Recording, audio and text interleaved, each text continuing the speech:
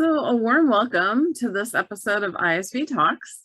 And on this episode, we actually have a panel of experts from WithoutWire. WithoutWire has been helping clients and partners with complex inventory needs for warehouse management and more recently with field service.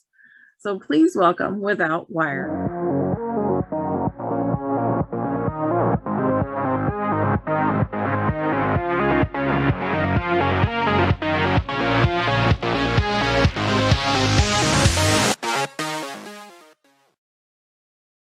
So welcome on the ISV Talks. I'm really excited today. We have another expert panel. WithoutWire inventory platform. I have Travis Smith, Brenda Morales, and Jeff Bonebright.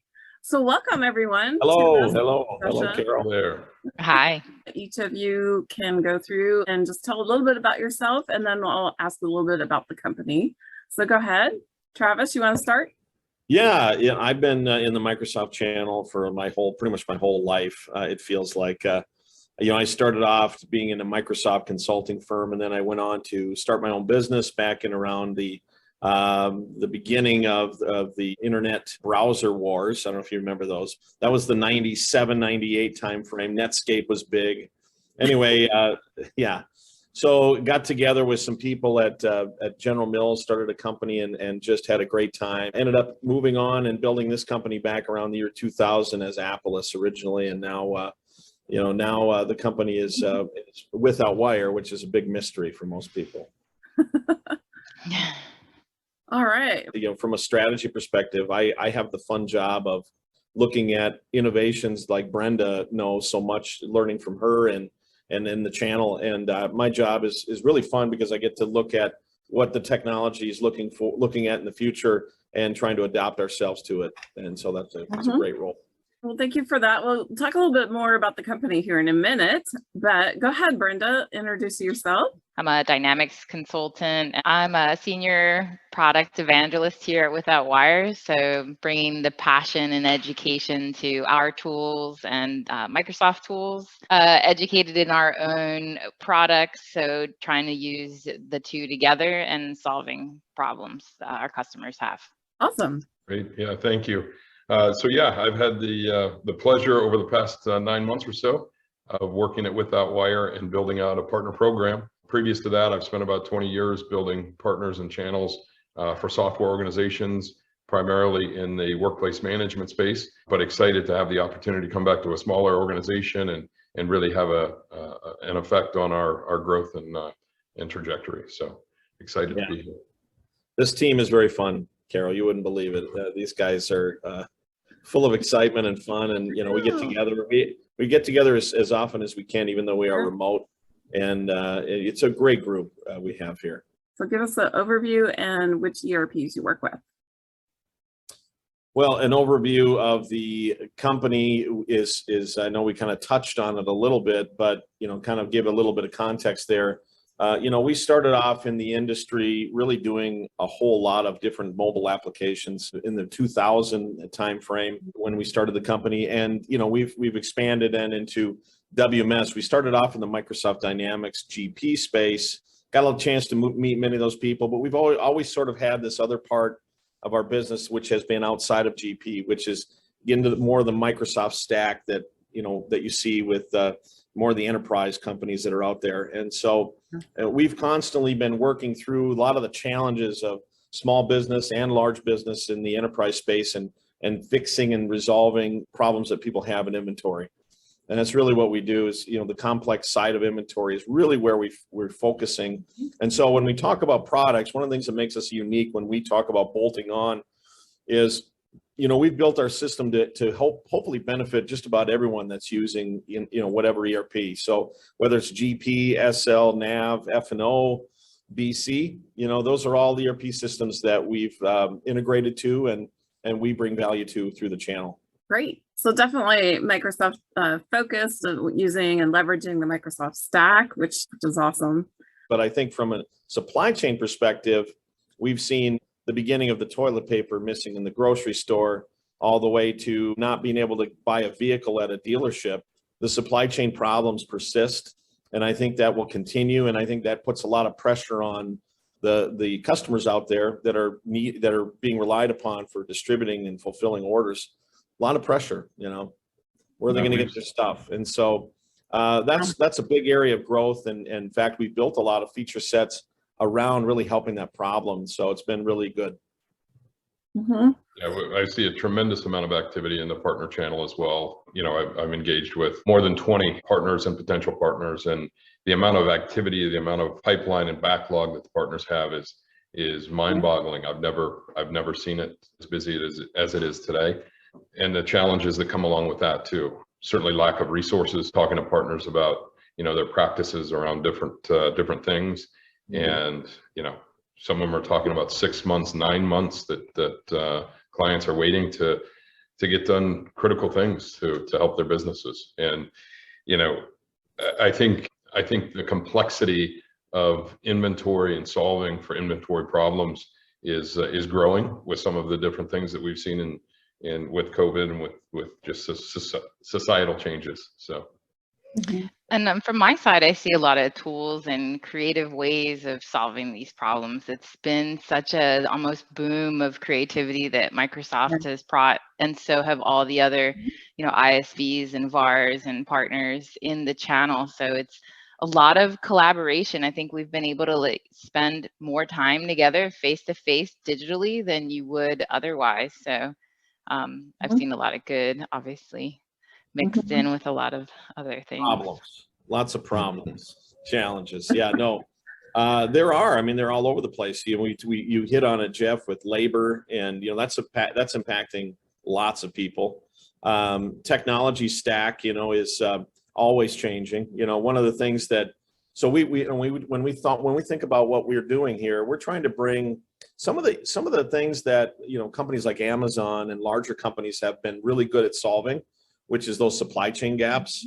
Well, the tools they have are not available readily out of your typical WMS system. So what we've been lucky enough to do is be able to work with all kinds of different companies in the supply chain and find out these technologies that either exist in the Microsoft stack already that these customers can leverage that are just new coming out of the box.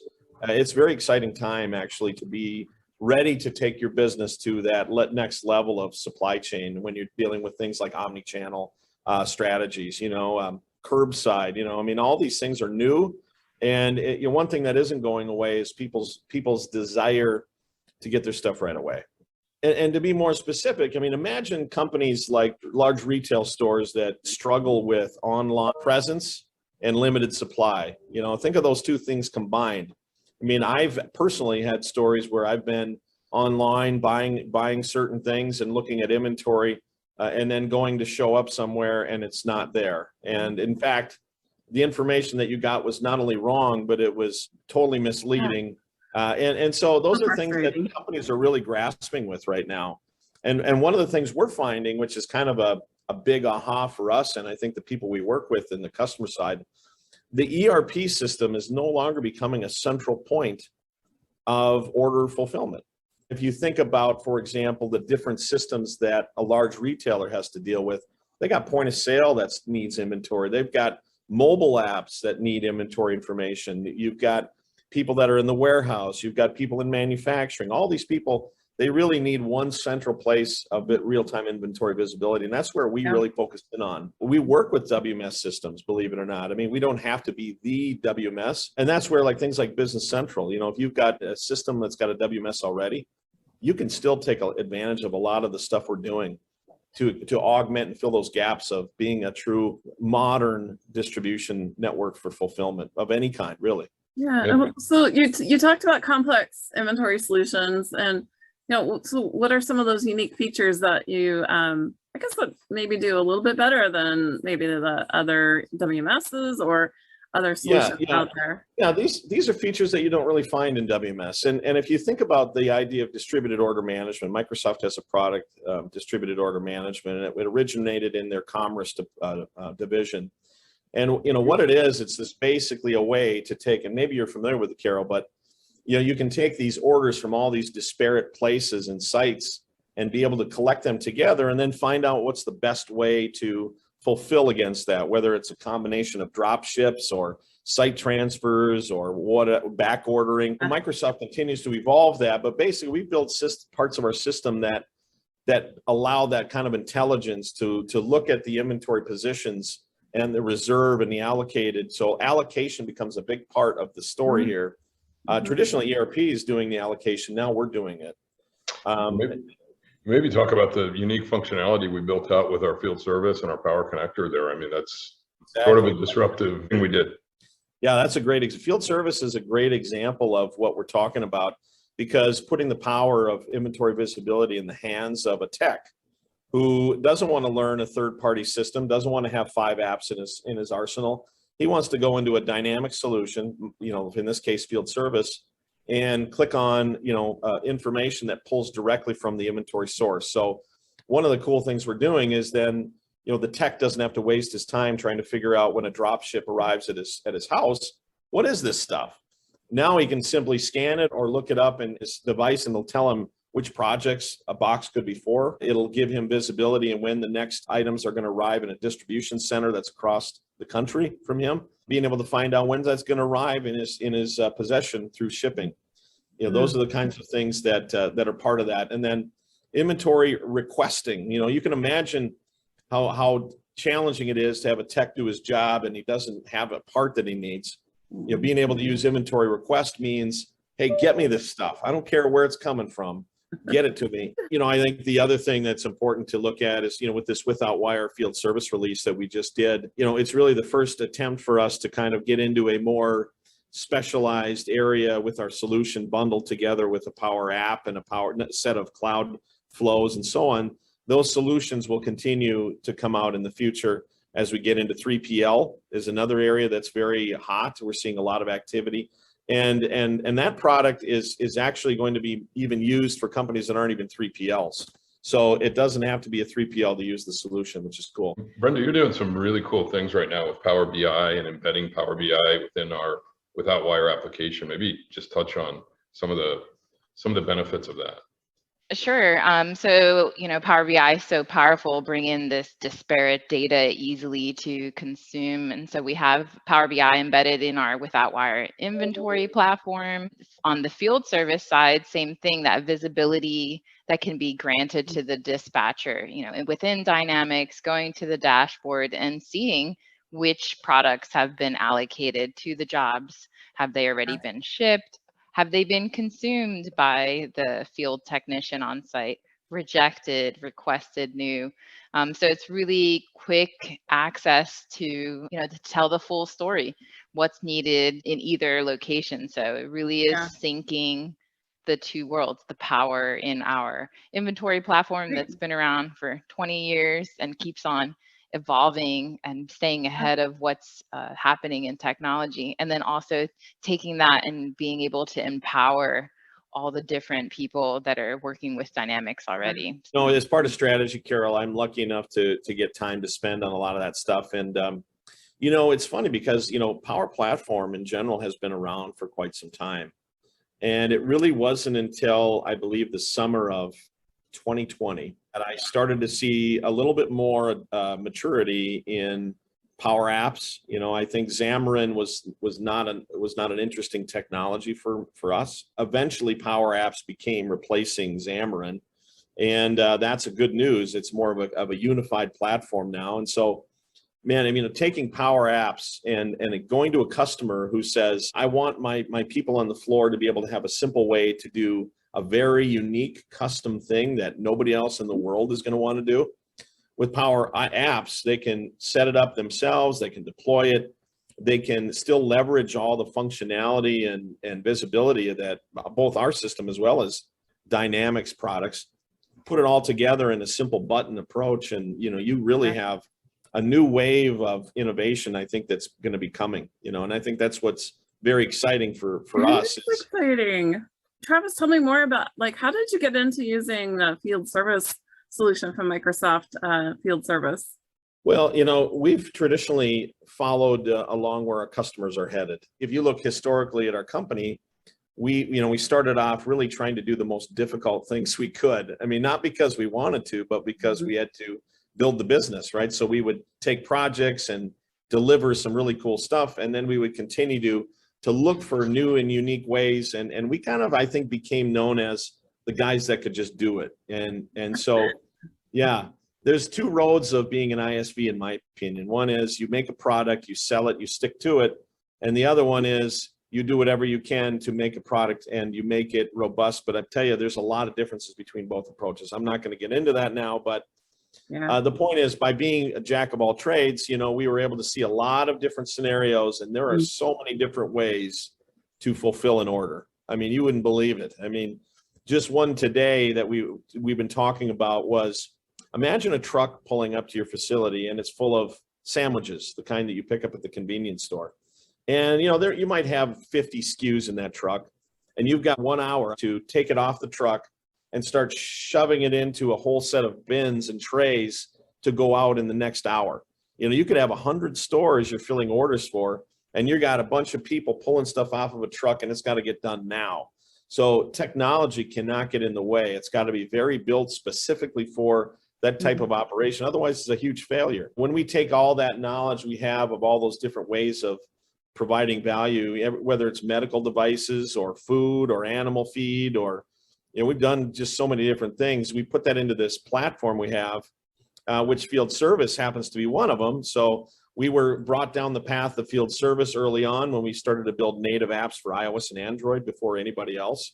And that really became sort of the ability to take the people that are outside of the warehouse to new solutions. And I think that's where we've sort of then easily migrated into field service. So we have a very large group of field service customers, and their innovation drives warehousing, drives inventory in the supply chain. And so it's very symbiotic, you know, the whole thing. Field service is, the nice thing is it's a Power App. So because we've built into the Power Platform, we can easily plug in our stuff right into the interface. So people don't have to leave their screens. They don't have to learn a new tool. And I think it's the way of the future. You know, most ISVs, if they're not looking at that way of leveraging sales through the channel, I think it's time to look at it.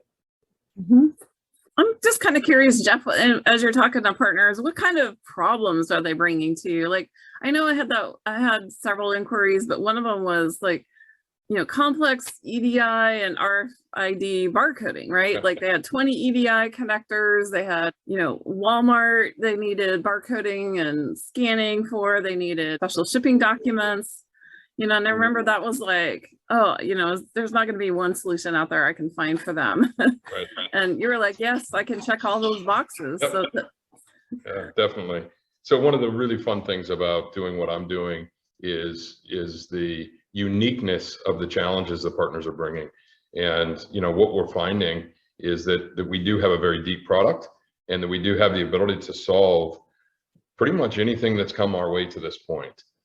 You know, there are configurations and at times customizations that need to be built, but the skeleton of our application is so strong and so deep that we can do these things pretty easily. Advanced ship notice, you know, we had a question about that, and that was obviously no problem. That's functionality that's in the tool today and ready to be used. So again, you know, the uniqueness of the problems and our ability to sort of solution for them is really what makes this thing fun.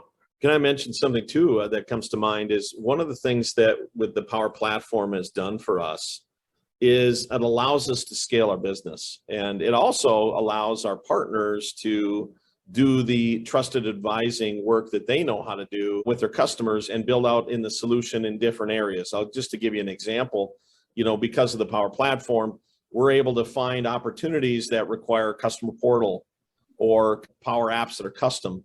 And the nice thing is that by using and leveraging our certified connectors and our documentation around Power Platform, we can work more closely with partners. And as you know, that labor shortage that we see in development and resources is not going to get any better anytime soon. And so the more you can leverage low code and no code, the better you are off, I think, training and getting new people into the resource pool. And that's another big initiative that we are spending here in the training side, because we know that the future is going to be people that can consult and advise in all the different areas of the Power Platform. So very important to us as well. is there one, I guess, trend that you're seeing that's driving customers and partners to talk to you about your solution? It is this continuously driving for excellence and fulfillment. And I think that it really comes down to people want to have that real-time inventory visibility, and the tools they have today don't work. They just don't work. I mean, if you buy a WMS system, even supply chain management, which is a great system for many uses, that can't do, you're not going to put a mobile app together for somebody to go do an order pickup and tie right into supply chain management. It's just not real. So even Microsoft has tools in their arsenal to consolidate that inventory into real-time inventory visibility. They have a package that does that. And then, of course, their IOM, their intelligent order management, layers on top of that even more. So these tools are becoming available for smaller players in the market other than the Fortune 50 or the Fortune 500. So it's real, that again, it gets back to that excitement around people wanting to be able to take more orders from more different places and areas than they ever have before, and they need a tool to do that, and that's where we come in. I'm just kind of curious, Jeff, about the partner program. It seems like a lot of partners that I'm talking to, maybe haven't worked with WithoutWire, or maybe worked with the former company Apollos.